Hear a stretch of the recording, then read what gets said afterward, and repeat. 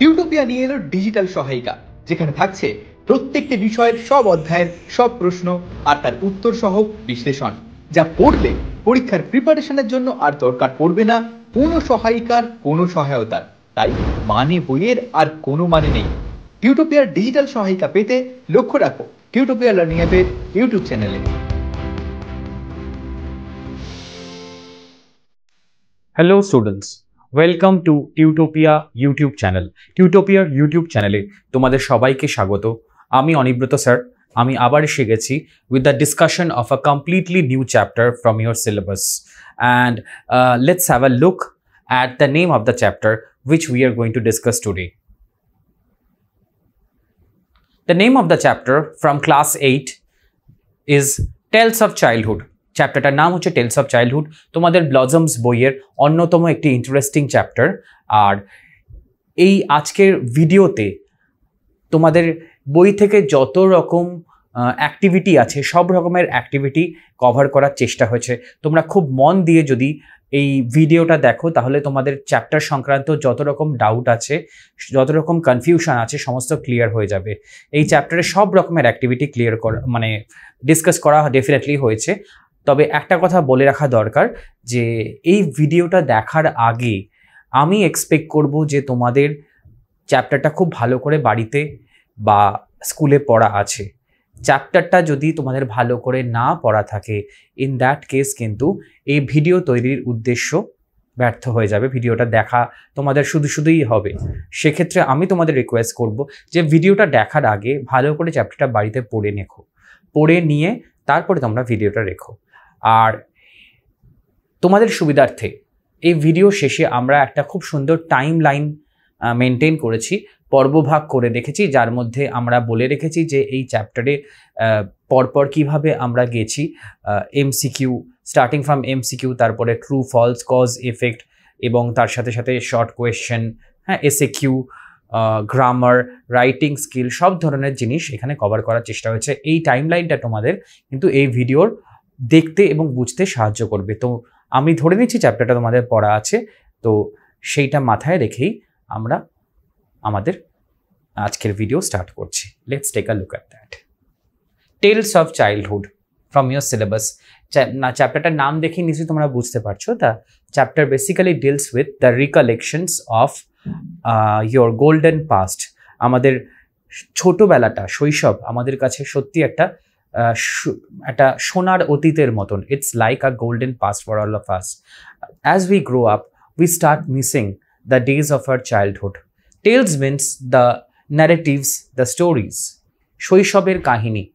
আমরা প্রত্যেকেই বারবার ঘুরে ফিরে শৈশবে ফিরে যেতে চাই। বড় হয়ে যাওয়ার পরেও আমরা সেই দিনগুলোকে, সেই সুবর্ণ দিনগুলোকে, সেই ফেলে আসা দিনগুলোকে মিস করি, এবং সেই রকম ফেলে আসা দিনগুলোর কাহিনী নিয়েই আমাদের এই গল্প লেখা হয়েছে। তবে in this video we are not going to discuss the chapter. তোমরা যদি চ্যাপ্টারটা ডিসকাশন দেখতে চাও তাহলে সেক্ষেত্রে আমাদের টিউটোপিয়ার লাইভ ক্লাসগুলো তোমরা অ্যাক্সেস করতে পারো। সেখানে টিচাররা খুব সুন্দরভাবে এই চ্যাপ্টারটি সংক্রান্ত যত রকম সব কিছু আছে, চ্যাপ্টারটা খুব লাইন বাই লাইন এক্সপ্লেন করেছেন। তোমরা সেই লাইভ ক্লাস অ্যাক্সেস করে অবশ্যই কিন্তু চ্যাপ্টারটা দেখে নিতে পারো। তাহলে তোমাদের এই ভিডিও দেখতে অনেকটা এবং বুঝতে অনেকটা সুবিধা হবে। Let's take a look at the question and the answer. Activity number 1 we are starting with. Okay, activity number 1 এ আমাদের রয়েছে হচ্ছে rearrange the following sentences in the correct order and put the numbers in the given boxes. Rearrange মানে কি? জিনিসটাকে তোমাদেরকে সাজাতে হবে। সাজাতে হবে বলতে rearrange মানে কি? ধরো ঘটনাক্রম কিভাবে, ধরো 6টা সেন্টেন্স বা 5টা সেন্টেন্স দেওয়া আছে। এবারে সেই সেন্টেন্সে যে ঘটনাগুলোর বর্ণনা রয়েছে সেই ঘটনাগুলো গল্পে কীরকমভাবে এসেছে, পরপর 1 নম্বর ঘটনা কোনটা ঘটেছে, 2 নম্বর ঘটনা কোনটা ঘটেছে, 3 নম্বর ঘটনা কোনটা ঘটেছে, সেরকমভাবে তোমাকে সিঙ্ক্রোনাইজ করে সিকোয়েন্সিয়ালি জিনিসটাকে সাজাতে হবে, পরপর কোন কোন ঘটনা ঘটেছে। চলো আমরা একটু দেখে নিই যে আমাদের রিঅ্যারেঞ্জে কী কী সেন্টেন্স আছে। চলো তাহলে দেখে নিই। He met Sophie Magdalene Hesselberg in 1911. তিনি সোফি ম্যাগডালেন হেসেলবার্গকে 1911 সালে মিট করেছিলেন। নাম্বার 2 তে কি বলছে, they comma along with their family members comma move to Radyr in 1918। তারা তাদের পরিবারের সমস্ত সদস্যদের নিয়ে রাডিরে শিফট করেছিলেন 1918 সালে। Number 3, Harold Dahl became a successful ship broker and set up a firm at Cardiff. Harold Dahl তিনি একজন অত্যন্ত সফল শিপ ব্রোকারে পরিণত হলেন এবং তারপরে তিনি কার্ডিফে গিয়ে একটি ফার্ম, একটি খামার বাড়ি এস্টাবলিশ করলেন। নাম্বার 4, দে ম্যারিড সুন আফটার। তারপরেই তারা দ্রুত বিয়ে করে নিল। নাম্বার 5, হ্যারল্ড ডাল lost his arm when he was 14 years old। যখন হ্যারল্ড ডালের বয়স হচ্ছে 14 বছর, তিনি তার একটি হাত হারিয়েছিলেন যে কোনো দুর্ঘটনায়। Number 6, the writer's grandfather was a prosperous merchant. লেখকের ঠাকুরদা ছিলেন একজন অত্যন্ত সফল ব্যবসায়ী। চলো এবারে ঘটনাক্রমে জিনিসগুলো আমরা একটু বুঝে নেওয়ার চেষ্টা করি।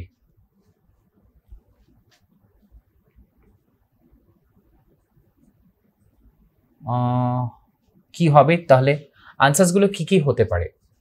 ঘটনাক্রমে যদি আমরা জিনিসটা সাজাই তাহলে আমরা দেখব যে জিনিসগুলি এইভাবে পরপর ঘটেছে।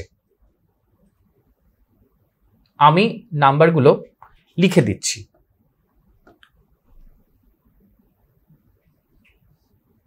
4, 6, 3, 5, 2 and 1. So the first incident that has been mentioned is the writer's grandfather was a prosperous merchant. লেখকের দাদু ছিলেন একজন অত্যন্ত সফল ব্যবসায়ী। দ্বিতীয় ঘটনা হচ্ছে হ্যারল্ড ডাল lost his arm when he was 14। যখন হ্যারল্ড ডালের বয়স 14, তিনি তার একটি হাত দুর্ঘটনায় হারিয়েছিলেন। তৃতীয় ঘটনা হচ্ছে Harold Dahl became a successful ship broker and set up a firm at Cardiff. তিনি একজন সফল শিপ ব্রোকারে পরিণত হলেন এবং কার্ডিফে এসে একটি খামার বাড়ি তিনি স্থাপন করলেন। নাম্বার 4, 4 নম্বর ঘটনা হচ্ছে 1, হি মেট সোফি ম্যাকডেলেন। তারপরেই তিনি কি করলেন, সোফি ম্যাকডেলেনকে মিট করলেন 1911 সালে। 5 নম্বর ঘটনা হচ্ছে দে ম্যারিড সুন আফটার। তারপরে সোফি ম্যাকডেলেনের সাথে তার বিয়ে হলো হ্যারল্ড ডালের। লাস্ট ঘটনা হচ্ছে they along with their family members move to Radyr in 1918। 1918 সালে পরিবারের সমস্ত সদস্যদের নিয়ে তারা রাডিরে শিফট করলেন। তো এই হচ্ছে ঘটনার সিকোয়েন্স। পরপর এইভাবে ঘটনাগুলো এই চ্যাপ্টারে ঘটেছে। তো সেটা তোমাদেরকে জিনিসটা মাথায় রেখে এইভাবে সিকোয়েন্সটা মেনটেন করতে হবে। তো আমি এখানে নাম্বারগুলো পরপর লিখে দিয়েছি। তো যেভাবে বইতে করতে বলছি সেভাবেই আমি নাম্বারগুলো লিখে দিলাম। তো তোমরাও কিন্তু একটু বইয়ের সঙ্গে জিনিসটা মিলিয়ে নিও। এরপরে আমরা আসবো হচ্ছে আমাদের পরবর্তী প্রশ্নে। দেখি পরবর্তী প্রশ্নে কি আছে। Complete the following sentences with information from the text.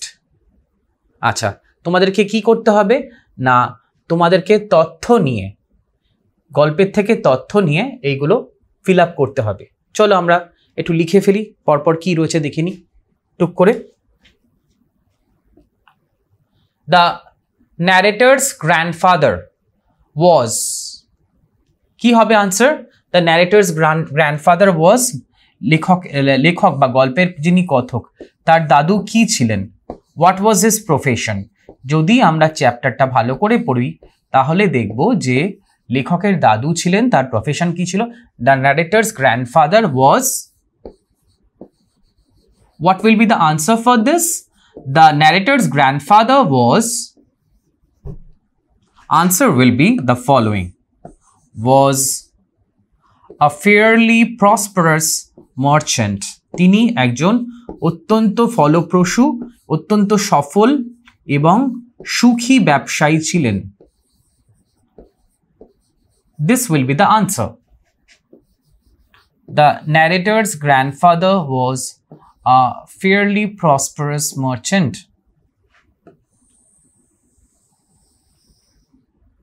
Okay, লিখেছো? This will be the answer. The narrator's grandfather was a fairly prosperous merchant. আনসারটা কিন্তু খাতায় অবশ্যই লিখে ফেলো। আচ্ছা, এরপরে রয়েছে দা 2 নম্বর প্রশ্ন, হ্যারল্ড ডাল হ্যাড লস্ট অ্যান আর্ম। তো কি হবে এটা?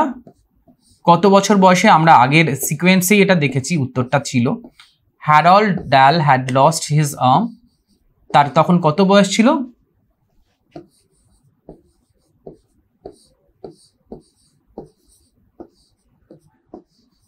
মনে আছে? Does anyone remember? So I am telling you the answer. Had lost his arm when he was 14. যখন তার বয়স ছিল 14।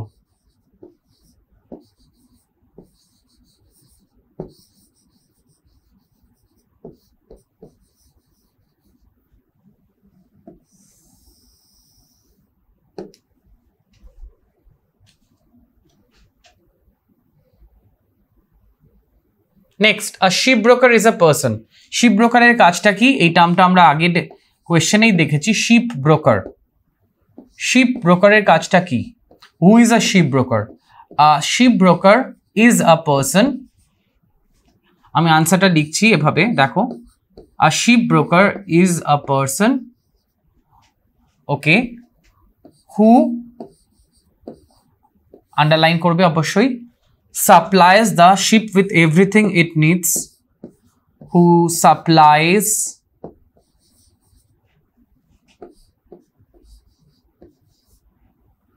the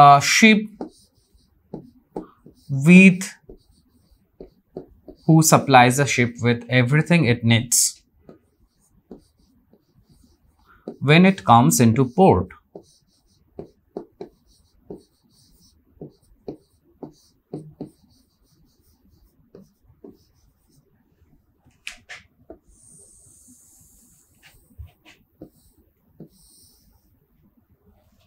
When it comes into port.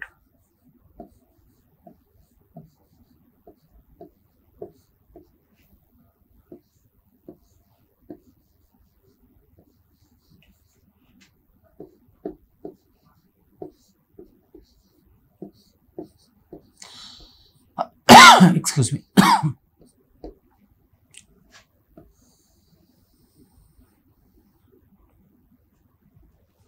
ওকে, যখন একটি জাহাজ বন্দরে আসে, তখন আসার পরেই জাহাজের কিছু জিনিসের প্রয়োজন হয়, সেই জিনিসগুলি যোগান যিনি দেন তাকে বলা হয় ship broker. That person is called ship broker. I hope this is absolutely clear to you. I will go to the next question. In the country mansion beside the village of Radir, there were, আচ্ছা, country mansion বলতে তাদের যে প্রাসাদ বলবো না, একটা বড় বাড়ি ছিল তাদের। তো beside the village of Radyr there were, কি ছিল সেখানে? Basically many acres of farm and woodland. আমি এখানেই লিখে দিচ্ছি আনসারটা, many acres of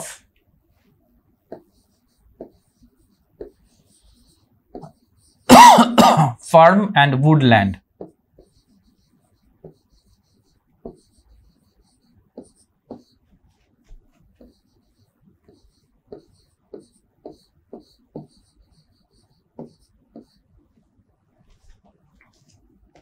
And a number of cottages for the staff.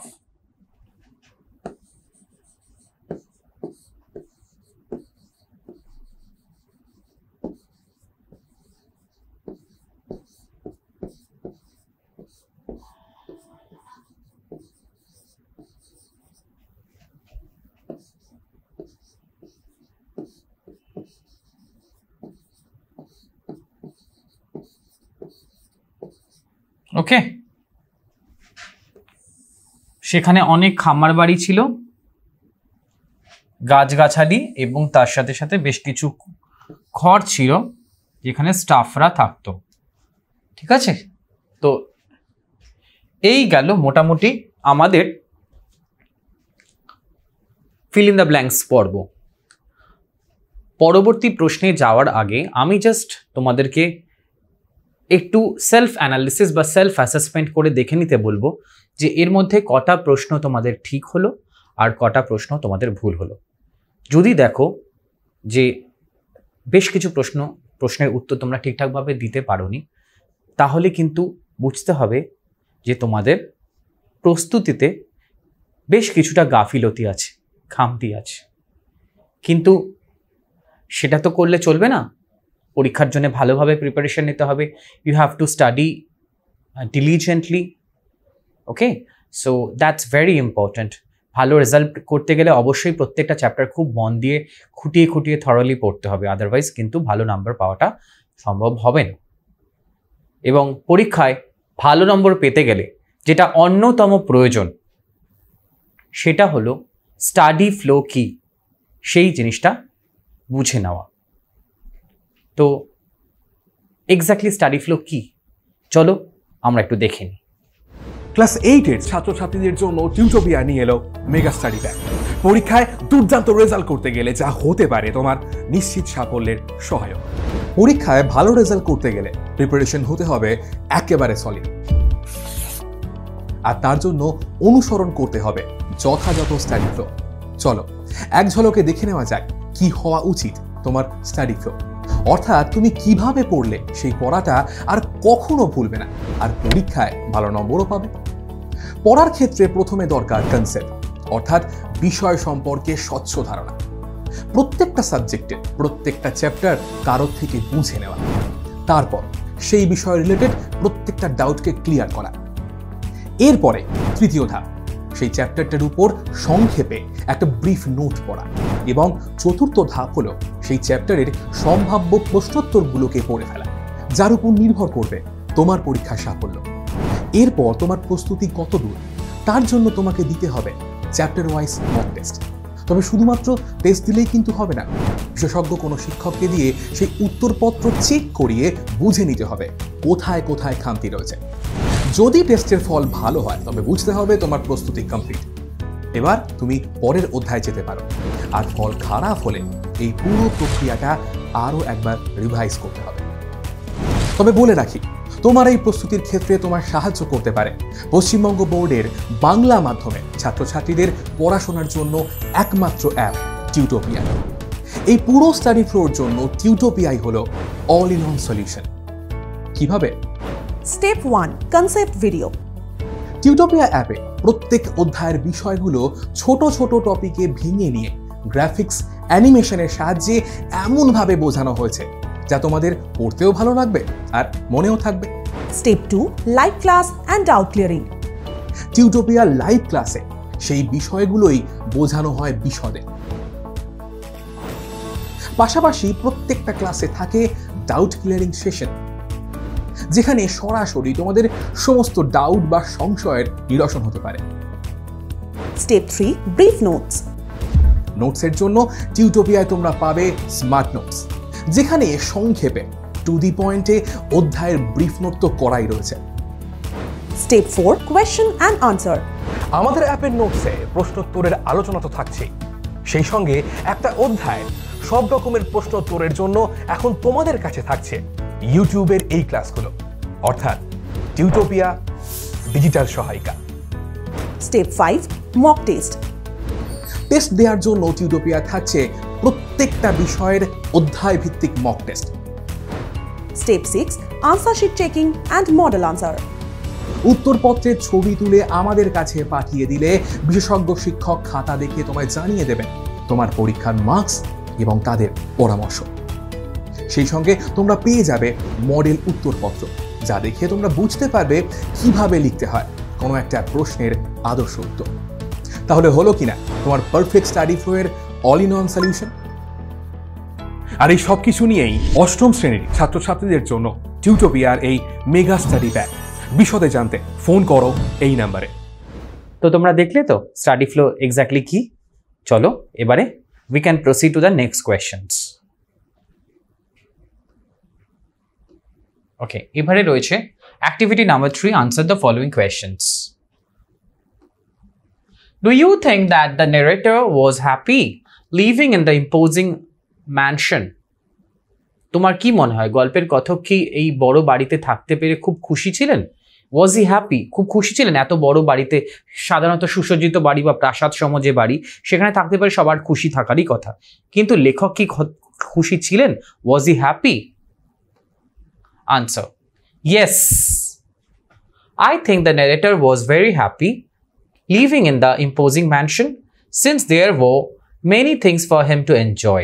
আমার মনে হয় যে তিনি খুবই খুশি ছিলেন এই প্রাসাদ সম বাড়িতে থাকতে পেরে, কেননা এর চারপাশে এবং বাড়ির ভেতরে এমন অনেক জিনিসপত্র ছিল যেটা তিনি খুব উপভোগ করতেন. He used to enjoy those things. That's why I think he was very happy living in that mansion, in that country mansion. Let's take a look at our next question. এবারে হচ্ছে আমাদের চলে এসেছে ট্রু ফলস বা সত্য মিথ্যা নির্ণয়ের পর্ব. Write true, T for true and F for false statements in the given boxes. Give supporting statements for each of your answers. The narrator was the eldest child in the family. লেখক ছিলেন এই পরিবারের জ্যেষ্ঠ বা সব থেকে বড় সন্তান, বয়সে সব থেকে বড় সবার থেকে. He was the eldest of all. সেটা কি সত্য না মিথ্যা? দেখো, false. In 19, এটার সাপোর্টিং স্টেটমেন্ট কি? In 1920, when I was still 3, my mother's eldest child, my own sister, a স্ত্রী, died from appendicitis. 1920 সালে যখন আমার 3 বছর বয়স, আমার মায়ের বড় সন্তান, আমার দিদি, স্ত্রী, সে অ্যাপেন্ডিসাইটিসের ফলে মারা গেছিল. তার মানে আমরা কি ইনফরমেশন পেয়ে যাচ্ছি? যে তার থেকেও বড় একটি দিদি ছিল, যে ন্যারেটরের যখন 3 বছর বয়স সে মারা গেছিল অ্যাপেন্ডিসাইটিস হয়ে. তো তাহলে এই সেন্টেন্সটা হয়ে যাচ্ছে ফলস, কেননা তিনি, তাহলে এটা প্রমাণিত হচ্ছে যে তিনি সন্তান, এই পরিবারের এল্ডেস্ট চাইল্ড ছিলেন না. Number 2, Astri was the favorite child of the narrator's father. কথকের বাবার, কাহিনীর যিনি কথক তার বাবার সব থেকে প্রিয় সন্তান ছিল অস্ত্রী. এটা কি সত্য না মিথ্যা? True. Astri was far and away my father's favorite. এই সেন্টেন্সটা কিন্তু আমরা পাচ্ছি এসএসটা. আচ্ছা, সাপোর্টিং স্টেটমেন্ট দেওয়া কিন্তু মাস্ট মাধ্যমিকে বা একদম 7 থেকে 10 অবধি তোমাদের সাপোর্টিং স্টেটমেন্ট কিন্তু ট্রু ফলসে দেওয়াটা মাস্ট. 1 নম্বর থাকে হচ্ছে ট্রু এবং ফলস আইডেন্টিফিকেশনে, 1 নম্বর থাকে হচ্ছে সাপোর্টিং স্টেটমেন্ট দেওয়াতে. তাই সাপোর্টিং স্টেটমেন্ট তোমরা যদি না দাও এক্স্যাক্টলি, তাহলে কিন্তু তোমার 1 নম্বর কেটে নেওয়া হবে. সেটা কিন্তু মাথায় অবশ্যই রেখো. এই জিনিসটা তোমাদের সিনের ক্ষেত্রেও প্রযোজ্য, যে ব্লজমস বই থেকে যেগুলো আসবে, প্লাস কম্প্রিহেনশনেও সাপোর্টিং স্টেটমেন্ট দিতে হয় ট্রু ফলসের ক্ষেত্রে. এটা কিন্তু মাথায় রাখবে. সাপোর্টিং স্টেটমেন্ট না দিলে, আবার বলছি, 1 নম্বর কিন্তু কেটে নেওয়া হবে. Number 3, the narrator's father died of appendicitis. লেখকের বাবা অ্যাপেন্ডিসাইটিসে মারা গেছিলেন. এটা কি সত্য না মিথ্যা? চলো দেখে নেওয়া যাক. ফলস. কেন এটা ফলস? চলো সেন্টেন্সটা কি, সাপোর্টিং স্টেটমেন্ট, এটা দেখলেই আমরা বুঝতে পারবো. He was so overwhelmed with grief that when he himself went down with pneumonia a month or so afterwards, he did not care much whether he lived or died. তিনি তার মেয়ে স্ত্রী মারা যাওয়ার পরে এতটাই শোকে বিহল হয়ে গেছিলেন, এতটাই শোকে মুহ্যমান হয়ে গেছিলেন, যে তার নিজের যখন নিউমোনিয়া হলো, প্রায় 1 মাসের বেশি সময় ধরে তিনি ভুগলেন, তখন কিন্তু তিনি বেঁচে রয়েছেন না মারা যাবেন সেই বিষয়টা নিয়ে তিনি ভাবা ছেড়ে দিলেন. মানে তিনি শোকে এতটাই পাথর হয়ে গেছিলেন, তার যে জ্যেষ্ঠ কন্যা স্ত্রী মারা যাওয়ার পরে তিনি এতটাই শোকে পাথর হয়ে গেছিলেন যে তিনি কেয়ার করতেন না, তিনি বেঁচে রইলেন না মারা গেলেন. He had actually lost all the zests for life. জীবনে বাঁচার যে চাহিদা বা ইচ্ছা সবটাই তিনি হারিয়ে ফেলেছিলেন. তাই তখন যখন তার নিউমোনিয়া হলো, তিনি 1 মাসের বেশি সময় ধরে ভুগলেন, কিন্তু তিনি কিন্তু তার শরীরের প্রতি ঠিকঠাক মন দিলেন না বা চিকিৎসার প্রতি বিন্দুমাত্র দৃষ্টি দিলেন না. He did not pay attention to the treatment. Number 4, after his father's death, the narrator along with his other family members moved to Llandaff. বাবার মৃত্যুর পরে গল্পের কথক তিনি তার পরিবারের অন্যান্য সদস্যদের নিয়ে ল্যান্ডাফে শিফট করেছিলেন, চলে গেছিলেন. এটা কি সত্য না মিথ্যা দেখি? ট্রু. এটার সাপোর্টিং স্টেটমেন্ট কি, she sold the big house and move to a smaller one few miles away in Llandaff. মোটামুটি তিনি তার বড় বাড়িটা বিক্রি করে দিলেন এবং একটা ছোট বাড়িতে চলে গেলেন a few miles away in Llandaff. ল্যান্ডফের থেকে ল্যান্ডফে বেশ কিছু মাইল দূরে ল্যান্ডফে, in Llandaff. Next, activity number 5. Answer the following questions. How old was Astri when she died? আমরা আগের ইয়েতেই দেখেছি যে তার বয়স 3 বছর ছিল when she died. Astri was the eldest child of the narrator's parents. Astri was 7 years old. Sorry, এখানে একটা ভুল হয়ে গেল, সেটা হচ্ছে আস্ত্রির 7 বছর বয়স ছিল, ঠিক আছে, কিন্তু লেখকের বা গল্পে যিনি কথক তার 3 বছর বয়স ছিল। Okay, so Astri was 7 years old when she died. Astri যখন 7 বছর বয়স তখন সে মারা গেছিল। Next, why was pneumonia a very dangerous disease? কেন নিউমোনিয়াকে একটা ডেঞ্জারাস ডিজিজ হিসেবে কনসিডার করা হতো? কেন অ্যাট দ্যাট টাইম? কেননা অ্যাকচুয়ালি নিউমোনিয়ার সেই সময় সঠিক কোনো চিকিৎসা ছিল না এবং ট্রিটমেন্ট না বেরোনোর ফলে অনেক মানুষই কিন্তু নিউমোনিয়াতে ভুগে মারা যেত। দীর্ঘ রোগ ভোগের পরে অনেকেরই মৃত্যু হতো। There was no penicillin or any other magical antibiotic to cure pneumonia at that time. হ্যাঁ, দ্যাট ইজ, আমি একটা সেন্টেন্স অ্যাড করছি, that is why it was considered as a dangerous disease. Okay, তো তখন পেনিসিলিন বা অন্যান্য কোনো magical herb পাওয়া যেত না, ম্যাজিক্যাল কোনো চিকিৎসা পাওয়া যেত না, যার ফলে যেটা দিয়ে মোটামুটি নিউমোনিয়ার চিকিৎসা করা যেতে পারে। দ্যাট ইজ ওয়াই ইট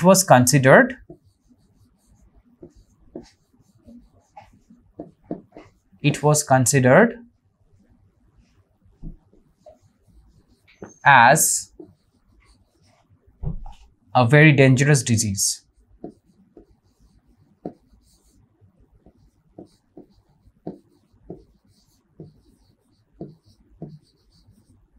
ওকে, ঠিক আছে, চলো পরবর্তী প্রশ্নে চলে যাই।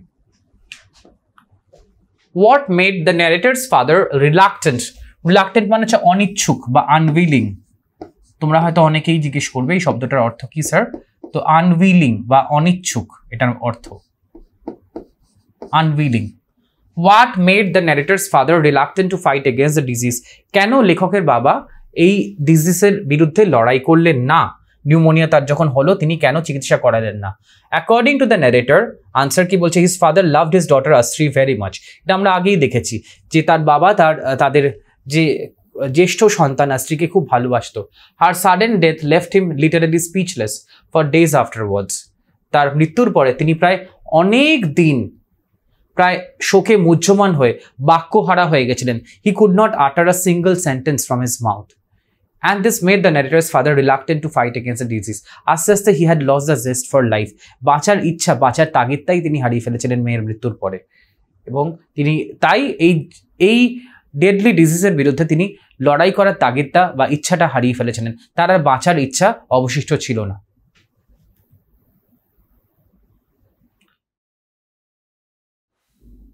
তাহলে চলো এবারে আমরা অ্যাক্টিভিটি নাম্বার 6টা একটু দেখে নিই কি কি আছে, ঠিক আছে? ফিল ইন দ্য, আচ্ছা অ্যাক্টিভিটি নাম্বার 6 এর একটু ইনস্ট্রাকশনটা প্রথমে পড়ে নিই। লেখা আছে fill in the chart with the information from the text. মানে টেক্সট থেকে আমাদেরকে তথ্য সংগ্রহ করে এই চার্টটাকে ফিল আপ করতে হবে। কিন্তু তোমাদের বিভিন্ন ধরনের চার্ট দেওয়া থাকে, তো এই চার্টটা এক্স্যাক্টলি কি ধরনের চার্ট চলো একটু দেখে নেওয়া যাক। আচ্ছা, এটা হচ্ছে কজ এবং ইফেক্ট। আমি ইচ্ছে করেই প্রশ্ন এবং উত্তরগুলো এখানে লিখিনি। কজ এবং ইফেক্ট প্রশ্ন তোমরা অন্যান্য চ্যাপ্টারে করে এসেছো। কার্য এবং কারণ সম্পর্ক, কারণ এবং তার ফলাফল, ঠিক আছে? কোনো সময় কজ দেওয়া থাকে, সেক্ষেত্রে তোমাদেরকে ইফেক্ট লিখতে হয়। কোনো সময় ইফেক্ট দেওয়া থাকে, সেক্ষেত্রে ফলাফল বা কজ, কার্য মানে কারণ বা কজটা লিখতে হয়। তো এই ক্ষেত্রে আমি কোনোটাই লিখিনি। আমি প্রথমে উত্তরগুলো, মানে যেটা উত্তর না, প্রথমে যেটা বইতে দেওয়া আছে সেইগুলো এখানে লিখবো। লিখে তার সরাসরি সেটার কজ বা ইফেক্ট যেটাই হোক না কেন সেটা আমি সরাসরি এখানে লিখবো, ঠিক আছে? চলো দেখে নিই। প্রথমে রয়েছে দ্য ন্যারেটর ইজ, আচ্ছা প্রথমটায় দেওয়া আছে ইফেক্ট দেওয়া আছে, হ্যাঁ 1 নম্বরটায়।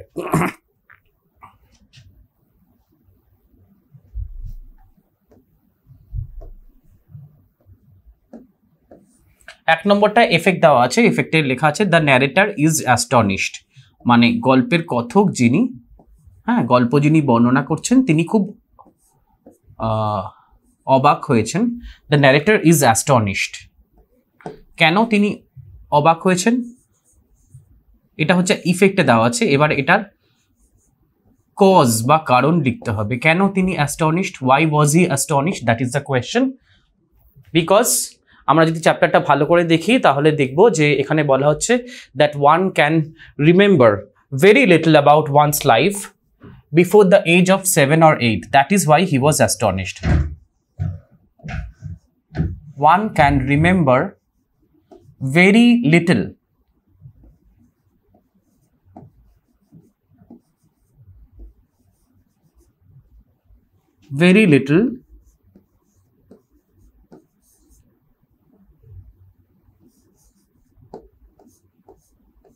about one's life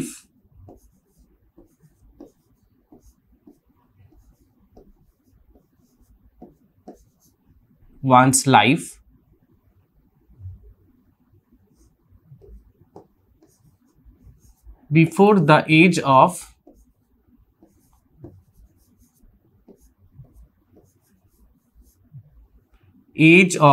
আমি এই লাইনটায় যাচ্ছি, পরে আমি মুছে দিয়ে সেকেন্ডটা দেখাবো, before the age of 7 or 8, that is why the narrator was astonished. 7 or 8, 7 বছর বা 8 বছরের আগের ঘটনা কেউ মনে করতে পারে না, that is why the narrator is astonished.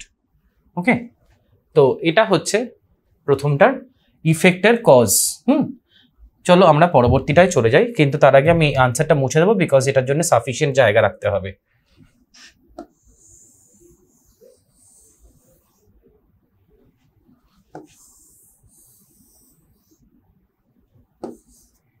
আচ্ছা, সেকেন্ডেরটায় সেকেন্ড উত্তরটা সেকেন্ড যে এটা রয়েছে এটাতেও ইফেক্টটা দেওয়া আছে আমাদের। ইফেক্টটা কি বলছে যে the narrator cannot picture the faces of Miss Cornfield or Miss Tucker.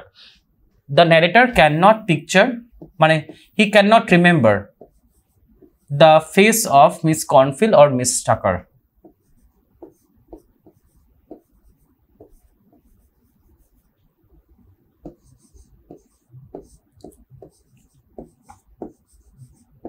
The narrator cannot remember the faces of Mrs. Cornfield or Miss Tucker.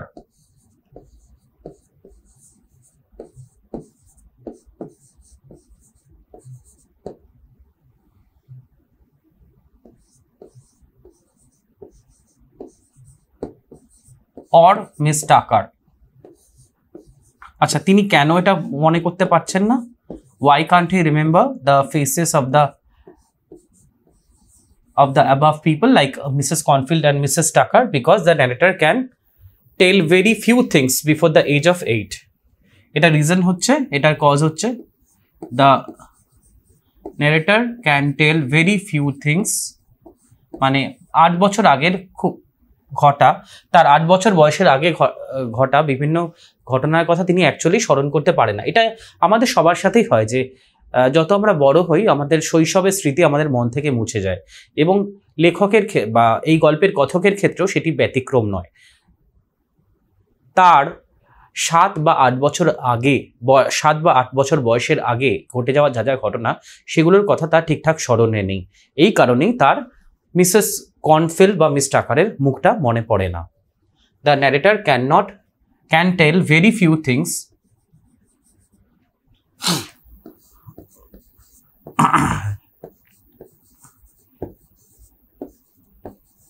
আমি এটা এভাবেই দেখাচ্ছি বিকজ এখানে সাফিসিয়েন্ট স্পেস নেই, তাই ওর জন্য আমি লিখে লিখে দেখাচ্ছি very few things before the age of 8।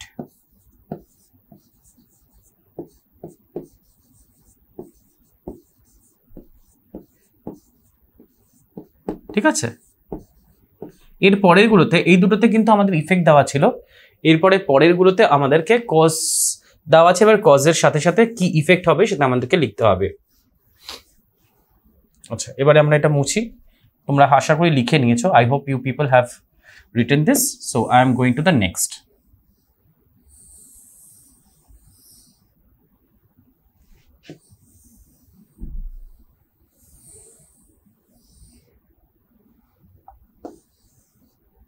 আচ্ছা, এরপরে হচ্ছে 3 নম্বর প্রশ্ন।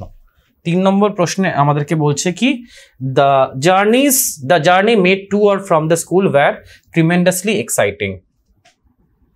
আমি এখানেই লিখছি এই জায়গাটায়।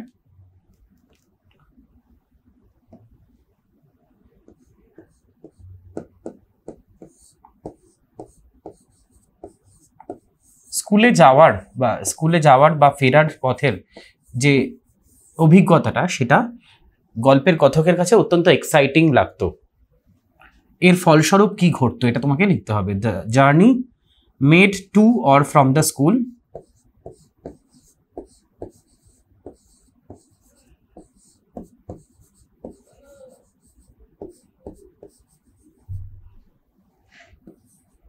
was tremendously exciting.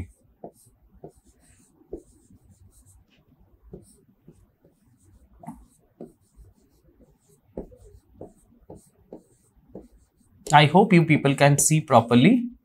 Tremendously exciting.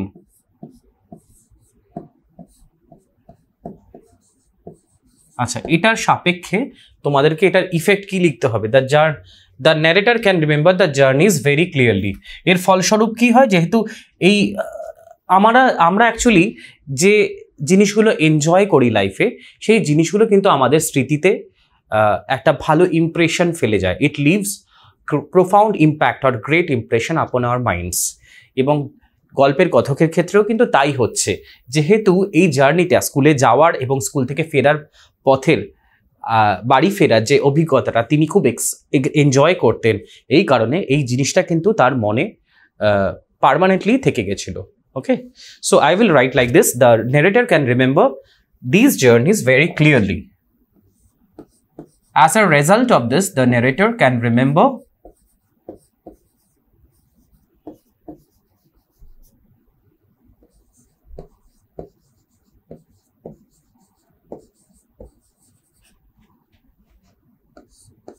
these journeys very clearly. Excuse me. ঠিক আছে?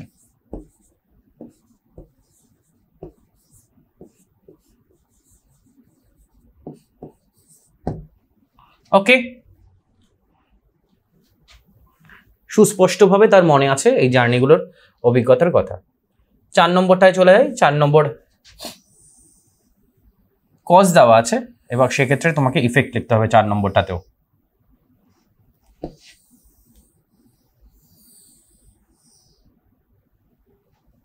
চার নম্বরটাতে দেওয়া আছে, a motor car on the road was an event then. মানে রাস্তাতে একটা মোটর কার দেখতে পাওয়া একটা বিশাল বড় ঘটনা ছিল। Motor car on the road was an event then.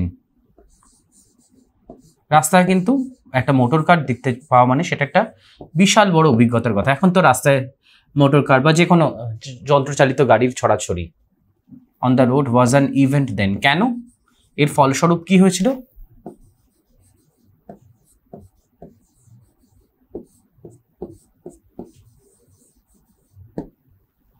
Number 4. What will be the answer for this? It was quite safe for tiny children to go tricycling in the center of the highway. It was quite safe for the tiny children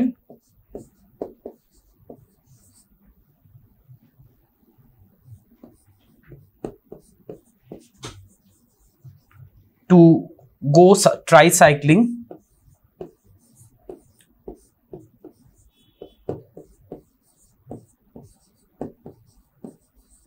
in the center of the highway.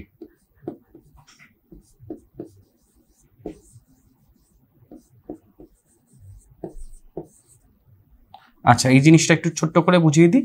যেহেতু রাস্তাতে তখন motor car বা যন্ত্রচালিত গাড়ি কম ছিল, গাড়ি ঘোড়া কম ছিল, সেক্ষেত্রে ছোট ছোট বাচ্চারা যারা, তারা কিন্তু তাদের 3 চাকার যে সাইকেল সেটা নিয়ে হাইওয়ের মাঝেও তারা সাইকেল চালাতো এবং কোনো রকম বিপদ আপদ, কোনো অ্যাক্সিডেন্টের ভয় ছিল না।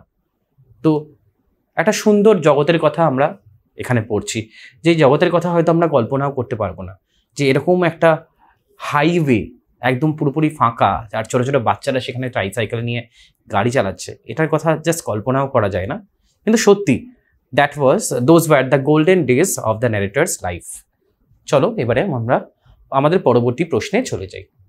আশা করি তোমরা এই অবধি বুঝতে পেরেছো কজ ইফেক্টের প্রশ্নগুলো। এবারে আমরা পরবর্তী প্রশ্নে যাচ্ছি, অ্যাক্টিভিটি নাম্বার 7 আমাদের। আনসার দ্য ফলোয়িং কোয়েশ্চেন্স, ঠিক আছে?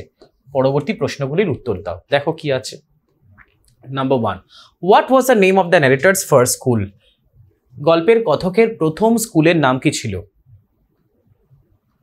Answer, the name of the narrator's first school was এলম ট্রি হাউস।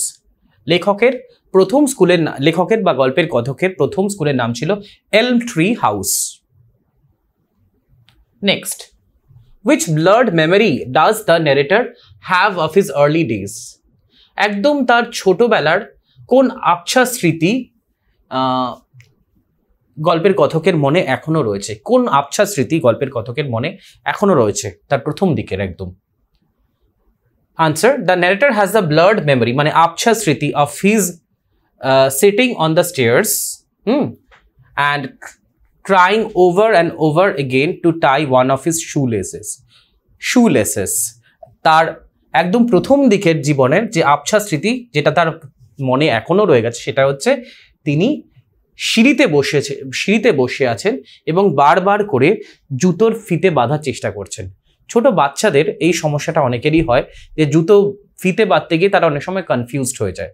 তো এইটা কিন্তু তাকে বারবার করে, এই ছোটবেলার স্মৃতিটা তার মনে বারবার করে ফিরে ফিরে আসতো। আবছা হলেও এই স্মৃতিটা তার মনে রয়ে গেছে। এইটার সঙ্গে হয়তো আমরা অনেকে জিনিসটার সঙ্গে কানেক্ট করতে পারবো, যে আমাদের অনেকের ক্ষেত্রেই কিন্তু এই স্মৃতিটা থেকে যায় আমাদের। ইনফ্যাক্ট আমরা অনেকে বড় হয়ে যাওয়ার পরেও কিন্তু জুতোর সুতো বাঁধতে গিয়ে, জুতোর ফিতে বাঁধতে গিয়ে অনেক সময় প্রবলেম ফেস করি। Number 3, how did the narrator enjoy his journeys to and from school? কিভাবে, মানে কতটা তিনি এনজয় করতেন স্কুলে যাওয়ার এবং স্কুল থেকে ফেরার যে জার্নি, সেই জার্নিটা তিনি কতটা এনজয় করতেন? Excuse me. The narrator enjoyed racing on his tricycle at enormous, মানে huge speed down the middle of the road with his eldest sister. তার বড় বোনের সঙ্গে রাস্তার মাঝে তিনি ট্রাইসাইকেল চালাতেন, 3 চাকার সাইকেল চালাতেন বিশাল স্পিডে, অত্যন্ত জোরে স্পিডে, এবং এই পুরো অভিজ্ঞতাটাই, পুরো এক্সপিরিয়েন্সটা, পুরো জার্নিটাই তিনি প্রচন্ড এনজয় করতেন। Next question. It's not much, but it's all there is left. এখানে question নাম্বারটা ভুল আছে, it will be number 4.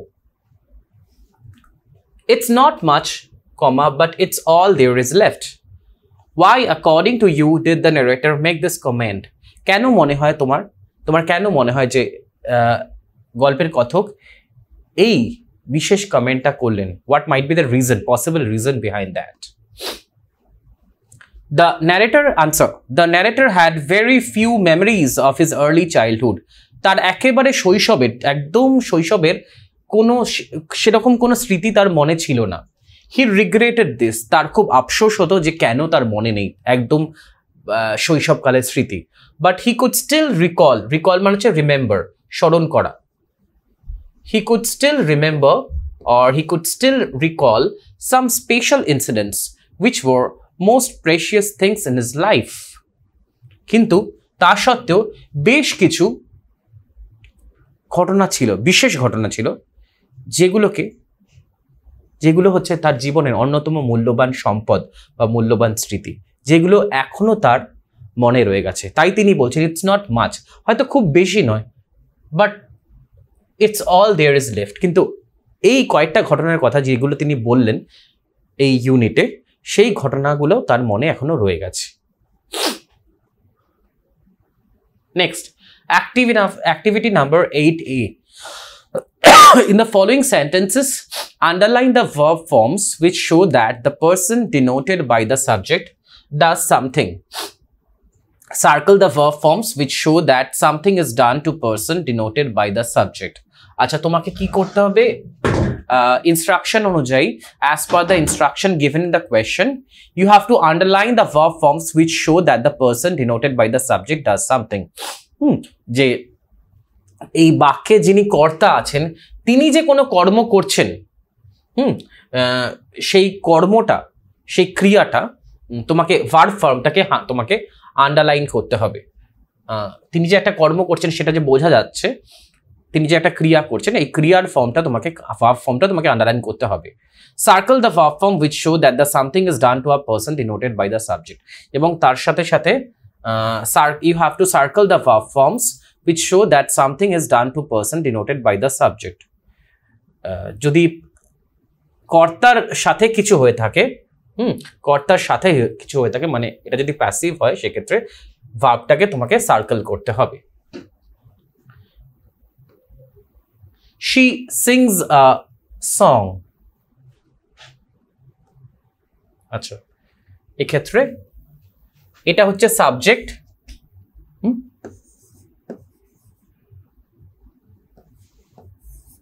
ইনি হচ্ছেন কর্তা বা সাবজেক্ট। আচ্ছা এইটা হচ্ছে আন্ডারলাইন করলাম আমি ভার্ব ফর্ম, এটা হচ্ছে তিনি একটা কিছু করছেন, তার মানে এই সেন্টেন্সটা আমাদের অ্যাক্টিভ ভয়েসে রয়েছে। তিনি যখন সাবজেক্ট সরাসরি কিছু করছেন তখন সেটাকে বলা হচ্ছে অ্যাক্টিভলি কিছু করছেন, নট সরাসরি অ্যাক্টিভলি কিছু করছেন, সেটাকে বলা হচ্ছে অ্যাক্টিভ ভয়েস। তো এটা হচ্ছে এই বাক্যে শি হচ্ছে সাবজেক্ট আর সিংস হচ্ছে verb form, active verb form, সে অ্যাক্টিভলি কাজটা করছে। A song is sung by her. A song is sung by her. এইটা হচ্ছে তোমার গিয়ে আচ্ছা যদি কর্তার সাথে কিছু হয় সেক্ষেত্রে সেটাকে আমাদেরকে ইয়ে করতে বলেছে, সার্কেল করতে বলেছে। তো এক্ষেত্রে আমরা এটা আন্ডারলাইন করব না, এটাকে আমরা সার্কেল করব, ঠিক আছে। A song is sung by her, ঠিক আছে। এই পোরশনটা হচ্ছে গিয়ে A song is sung by her. Next, he drew a picture. He হচ্ছে এখানে সাবজেক্ট আর drew হচ্ছে এটা হচ্ছে আন্ডারলাইন করলাম, এটা হচ্ছে ভার্ব ফর্ম।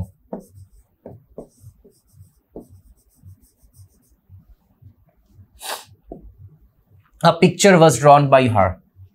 Again এটা হচ্ছে গিয়ে আমাদের verb form.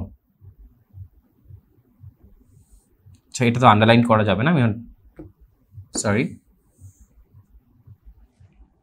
Next, identify the voices of the following sentences and fill in the table given below. পরবর্তী বাক্যগুলিতে তোমাকে অ্যাক্টিভ এবং প্যাসিভ ভয়েস আন্ডারলাইন করতে হবে বা আইডেন্টিফাই করতে হবে এবং একটা টেবিল দেওয়া আছে সেটাকে তোমাকে ফিল আপ করতে হবে।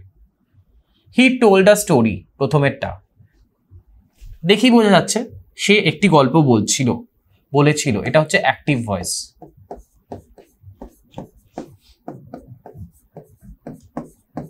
আচ্ছা নেক্সটটা, the ball was thrown by the boy, ছেলেটির দ্বারা বলটি ছোড়া হয়েছিল, এটা হচ্ছে passive voice.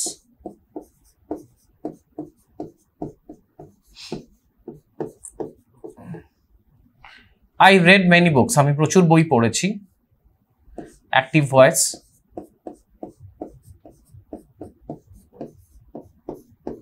Next, football is played by them, আবার এটা হচ্ছে passive voice.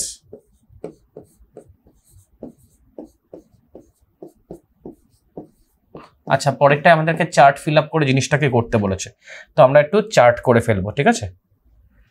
A B column করা আছে, ঠিক আছে। আমি এটাকে অ্যাক্টিভ ভয়েস করে দিচ্ছি, ঠিক আছে, এ এবং বি।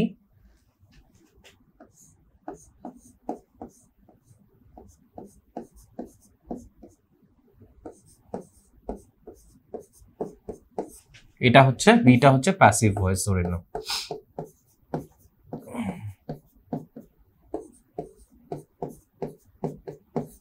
আচ্ছা আমরা দেখে নিই কি ছিল। প্রথমেরটা ছিল active voice, he told me a story. 1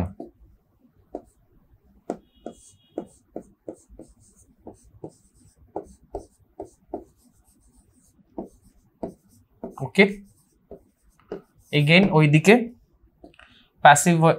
প্যাসিভে কি ছিল? The ball was thrown by the boy, ওটা হচ্ছে number 2।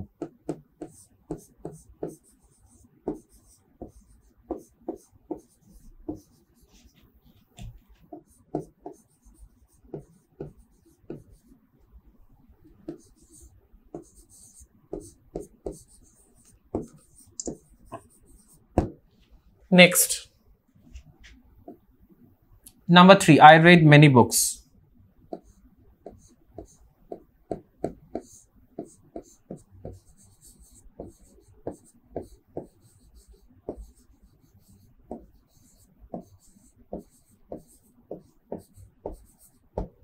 Next, 4, football is played by them.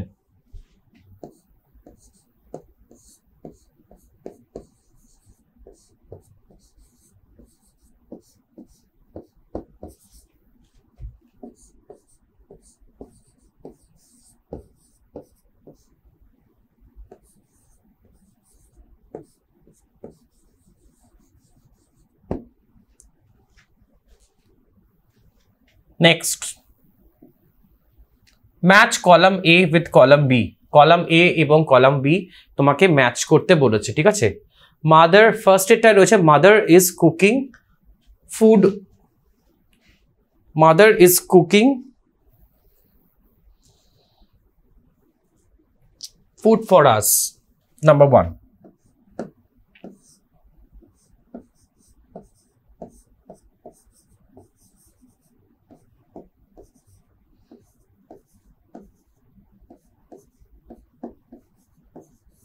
Mother is cooking food for us, এর সঙ্গে ম্যাচ করবে হচ্ছে আমাদের অপশন নাম্বার কত রয়েছে?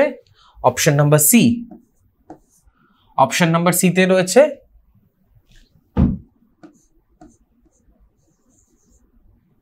Food is being cooked for us by mother.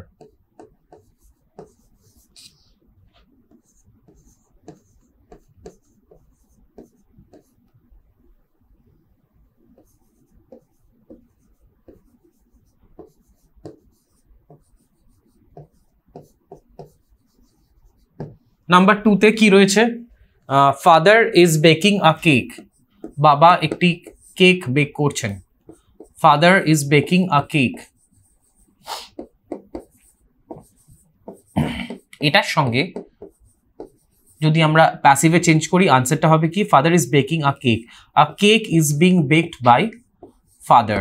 এর সঙ্গে অপশন ম্যাচ করছে হচ্ছে number D, a cake is being baked by father.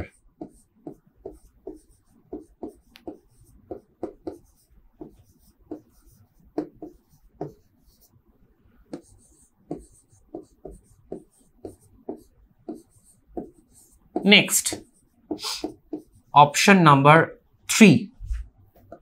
Option number 3 তে কি দেওয়া আছে? অপশন নাম্বার 3 তে দেওয়া আছে যে the children were planting trees, the children were planting trees, বাচ্চারা গাছ পুঁতেছিল বা পুঁতছিল। The children were planting trees.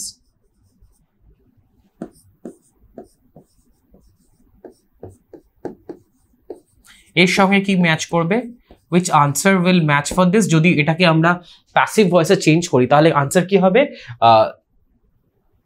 trees were being planted by the children, এটার সঙ্গে ম্যাচ করছে এটা।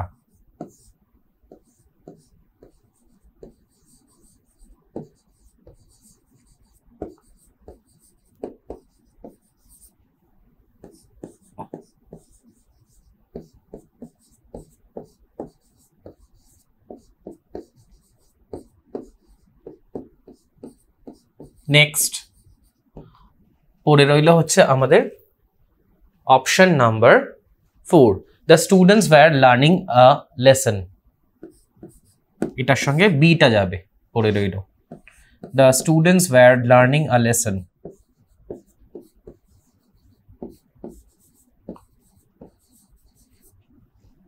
চেঞ্জ করলে a lesson was being learned by students, by the students.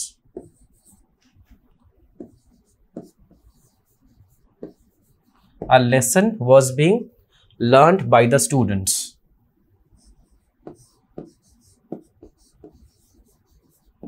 A lesson was being learned by the students.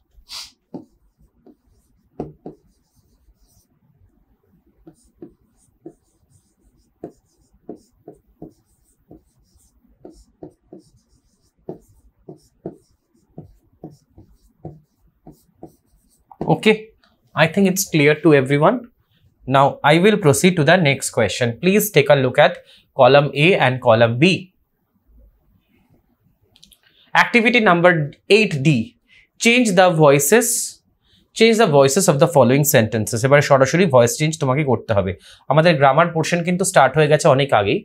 তো Riya স্যাং a song change করলে এটা রয়েছে simple past টেন্সে, চেঞ্জ করলে হবে কি a song was being sung by, third form use করলাম ভার্বের, was being sorry song was sung by Riya.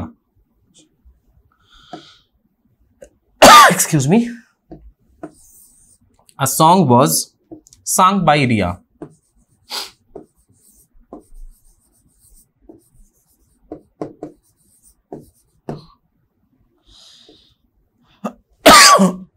Excuse me. Next, she knows my brother. আচ্ছা, নো এর ক্ষেত্রে একটা জিনিস চেঞ্জ হয়, সেটা হচ্ছে বাই ইউজ হয় না, তার জায়গায় টু ইউজ হয়। My brother is known to her. এটা সিম্পল প্রেজেন্ট টেন্সে আছে। Next, I wrote a letter. A letter was written by me.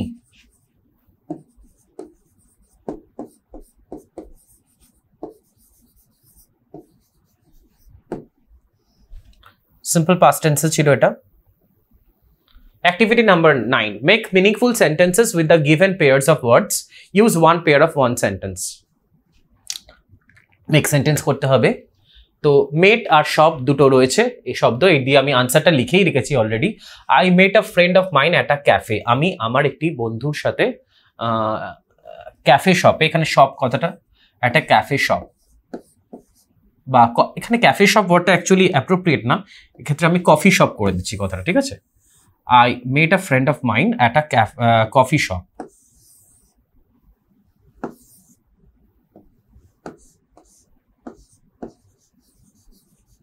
একটি বন্ধুর সঙ্গে আমার একটি বন্ধুর সঙ্গে আমার কফি শপে দেখা হয়েছিল। Next, remember our days. I still remember my college days vividly. আমার এখনো পর্যন্ত আমার কলেজের দিনগুলি একদম ডিটেলে পুঙ্খানুপুঙ্খভাবে মনে আছে। She moved from, আচ্ছা moved আর প্লেস রয়েছে। She moved from one place to another. সে এক জায়গা থেকে আরেক জায়গায় মুভ করলো। দেখো মুভড এবং প্লেস দুটো শব্দকেই কিন্তু আমি ব্যবহার করেছি। ফাইট আর কান্ট্রি, লড়াই করা, এবং দেশ তার সঙ্গে। Freedom fighters fought their hard to release our country from the shackles of British tyranny. British শাসন, ব্রিটিশদের যে পাশবিক বা নৃশংস শাসন, সেই শাসনের হাত থেকে, শাসনের শৃঙ্খল থেকে দেশকে মুক্ত করার জন্যে আমাদের দেশের স্বাধীনতা সংগ্রামীরা অত্যন্ত কঠোরভাবে তারা লড়াই করেছিল। ঠিক আছে, এখানে আমি ফাইটটাকে একটু ফর্ম চেঞ্জ করেছি, ফট লিখেছি, ঠিক আছে, ফাইটটাকে ফট করেছি, আর এখানে কি করলাম, কান্ট্রি শব্দটা ব্যবহার করেছি।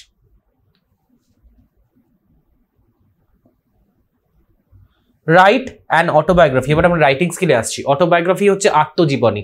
যখন আমি নিজেকে কিছু একটা ভেবে আত্মজীবনী লিখছি, নিজের ধরো বলা হয়েছে এখানে autobiography of a broken bicycle, একটি ভাঙা বাইসাইকেলের আত্মকাহিনী। আমি ধরছি আমি হচ্ছে একটি বাইসাইকেল, ভাঙা বাইসাইকেল, এবারে আমি নিজেকে ভাঙা বাইসাইকেল ভেবে আমার জীবনের কাহিনী ব্যক্ত করব। এটা সাধারণত ফার্স্ট পার্সনে লেখা হয়, ফার্স্ট পার্সন ন্যারেটিভ, আমি করে আই দিয়ে লেখা হয় এটাকে। হ্যাঁ, ফার্স্ট লাইন শুধু সাধারণত হয়, এক্ষেত্রে যেমন রয়েছে autobiography of a broken bicycle, সেক্ষেত্রে তুমি লিখবে, তোমরা যখন লিখবে তখন লিখবে like you can start like I am a broken bicycle. You can start like this. You can also start in a different way, but this is the normal technique. This is the normal way of starting. Okay, so write an autobiography of a broken bicycle. একটি ভাঙা বাইসাইকেলের আত্মকথা। আচ্ছা, এখানে কিন্তু একটা title দেওয়া নেই, তোমরা টাইটেলটা সাথে অ্যাড করে দেবে। টাইটেলটা কিন্তু তোমাদেরকে দিতেই হবে, ঠিক আছে?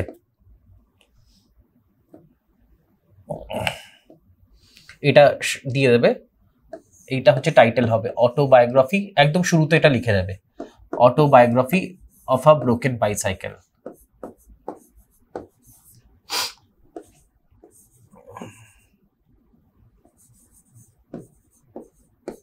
এটাকে আমি ক্যাপসে দিলাম, এটাকে হাইলাইট করার জন্য তুমিও দিতে পারো ক্যাপসে, অসুবিধা নেই। Autobiography of a broken bicycle. Okay, চলো এটা লিখে এবারে আনসারটা দেখে নিই। Hello, I am a child's favourite cycle. আমি একটি বাচ্চার প্রিয় cycle. Children love to ride on me. বাচ্চারা আমার উপরে চড়তে ভালোবাসে। Children are happy with me and so am I. বাচ্চারা আমাকে নিয়ে অত্যন্ত খুশি এবং আমিও বাচ্চাদের সাথে খুব খুশি থাকি। But recently I met with an accident and I am broken now. কিন্তু অতি সাম্প্রতিককালে আমার একটি অ্যাক্সিডেন্ট হয়েছে এবং আমার বর্তমান কন্ডিশন হচ্ছে আমি ভেঙে গেছি, ভাঙাচোরা অবস্থায় পড়ে আছি। I am of a little use now. এখন আমার আর ব্যবহার নেই। If only my owner repairs me I will be back to normal.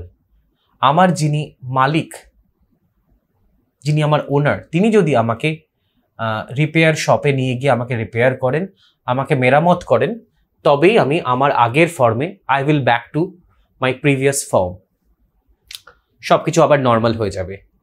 I feel so alone here. এখানে আমার খুব একা লাগে। দেখো কি সুন্দরভাবে বাইসাইকেলটাকে একটা মানুষের সঙ্গে যেন একজন একটা মানুষ নিজের জীবন কাহিনী ব্যক্ত করছে, এইভাবে জিনিসটাকে লিখতে হবে। There is another cycle and 3 bikes in the garage with me. আচ্ছা, এখানে একটা ইনফরমেশন আমি দিলাম, সেটা হচ্ছে বাইসাইকেলটা কিন্তু একটা গ্যারাজে রাখা হয়েছে যেহেতু এটার ব্যবহার নেই। তো বলছে যে আমি অন্য একটি সাইকেল এবং 3টি বাইকের সঙ্গে একটি গ্যারাজে থাকি। But all go out at their time and I am left alone. কিন্তু তারা সবাই তাদের সময় বেরিয়ে যায়। ওই সাইকেলটিরও ব্যবহার আছে এবং বাকি 3টি বাইকেরও ব্যবহার আছে, তো তাদেরকে নিয়ে তাদের ওনাররা বেরিয়ে যায় এবং আমি একাই গ্যারাজে থেকে যাই। My little owner does not even care to look at me once since he has replaced me with another cycle. আমার ছোট্ট যে ওনার, সে আমার দিকে একবারও ফিরেও তাকায় না, কেননা আমাকে একটু অন্য সাইকেলের সঙ্গে সে রিপ্লেস করে নিয়েছে। আই অ্যাম হ্যান্ডিক্যাপ নাও। আমি ধরে নিচ্ছি সাইকেলটি এখন প্রতিবন্ধী। যেমন এরকম একটা প্রতিবন্ধী মানুষ হয়, ফিজিক্যালি চ্যালেঞ্জড মানুষরা যেরকম হয়, তেমনি ধরে নিচ্ছি সাইকেলটি এখন প্রতিবন্ধী বা physically challenged. So I have written I am handicap now and I feel sad and inactive. I wish to go out and see the world as I used to before. আমি বেরোতে চাই এবং এই পৃথিবীকে দেখতে চাই যেমন আমি আগে করতাম। But I feel helpless now. এখন আমার খুব হেল্পলেস লাগে। I feel like going out myself and living somewhere else. আমার মনে হয় যে আমি এখান থেকে বেরিয়ে গিয়ে অন্য কোথাও গিয়ে বসবাস শুরু করি। But then I remember that I am just a thing that is used by a man. কিন্তু তারপরেই আমার কি মনে পড়ে যে আমি অন্য কোথাও যাবই বা কি করে? আমি তো একটি যন্ত্র, আমি তো একটি সামান্য যন্ত্র, একটি সামান্য যানবাহন। আমার তো আর নিজের হাত পা নেই যে আমি বাইরে চলে গিয়ে নিজের মতন জীবনযাপন শুরু করব। আমাকে মানুষ ব্যবহার করে। নহি যন্ত্র, নহি যন্ত্র। তো এক্ষেত্রে আমরা কি দেখলাম, যেহেতু এখানে যন্ত্র, সাইকেল একটি যন্ত্র বা একটি যানবাহন, তো সেক্ষেত্রে তার তো আর নিজস্ব হাত পা নেই, সে আর বেরিয়ে যেতে পারবে না, তাই মানুষ তাকে ব্যবহার করে। এই অটোবায়োগ্রাফির শেষটা আমি এমনভাবে রেখেছি যাতে মনে হচ্ছে যেন কোনো মানুষ নিজের জীবনের কাহিনী ব্যক্ত করছে, কোনো মানুষকেও যেন ব্যবহার করা হয় যন্ত্রের মতো। তখন মানুষটা বলে ওঠে নহি যন্ত্র নহি যন্ত্র আমি প্রাণী। কিন্তু এক্ষেত্রে তো সাইকেলটি বলতেও পারবে না যে সে প্রাণী, কেননা সে প্রাণী নয়, সে তো যন্ত্রই আফটার অল। চলো এইবারে আরেকটি activity 10, activity number 10B। Suppose recently you had to change your place of residence. ধরলাম যে অতি সাম্প্রতিককালে তুমি তোমার বাসস্থান পরিবর্তন করেছো। Write a page in your diary. আমাদের অনেকেরই ডায়েরি লেখার অভ্যাস থাকে। ডায়েরি প্রত্যেক দিনকার যে রুটিন, প্রত্যেক দিনকার বিশেষ বিশেষ ঘটনাগুলো ডায়েরিতে আমরা সেই ডেটে সুন্দর করে লিখে রাখি অনেকেই, যারা ডায়েরি লিখতে ভালোবাসে। তো এখানেও ডায়েরি রাইটিং আছে। Write a page in your diary about the experience of shifting from a familiar neighbourhood to a new place. তুমি একটি কাছাকাছি নেইবারহুড থেকে একটি নতুন জায়গায় যাচ্ছ, তো সেটা নিয়ে তুমি ডায়েরিতে লেখো। আচ্ছা, আমি ডায়েরি রাইটিংয়ে কিন্তু এখানে কোনো সেরকমভাবে হেডিং দিতে নেই, তো তুমি শুধু জায়গাটা আমি দিয়েছি দুর্গাপুর ধরে নিলাম, এখানে ডেট দিয়েছি 28/4/2024, 28 এপ্রিল 2024। আমি শুরুটা কি করলাম, I feel completely different in this new place. এই নতুন জায়গায় এসে আমার পুরো আলাদা লাগছে। I was so happy in my old place where I used to play all day and have fun with my friends. আমি আমার আগের বাসস্থানে, আগের বাসায় অত্যন্ত খুশি ছিলাম, যেখানে আমি সারা দিন খেলতাম এবং বন্ধুদের সঙ্গে প্রচুর মজা করতাম। But it has been 1 week since we have come to a new place. কিন্তু এক সপ্তাহ হয়ে গেছে আমরা এই নতুন জায়গায় এসেছি। This new place is quite good. এই নতুন জায়গাটি বেশ ভালো। And has a garden nearby. এবং কাছাকাছি এখানে একটি বাগানও আছে। But I long for the old place. কিন্তু এখনো পর্যন্ত আমার মনে আগের বাসস্থানে, আগের বাসায় ফিরে যাওয়ার ইচ্ছা হয়, বাসনা হয়।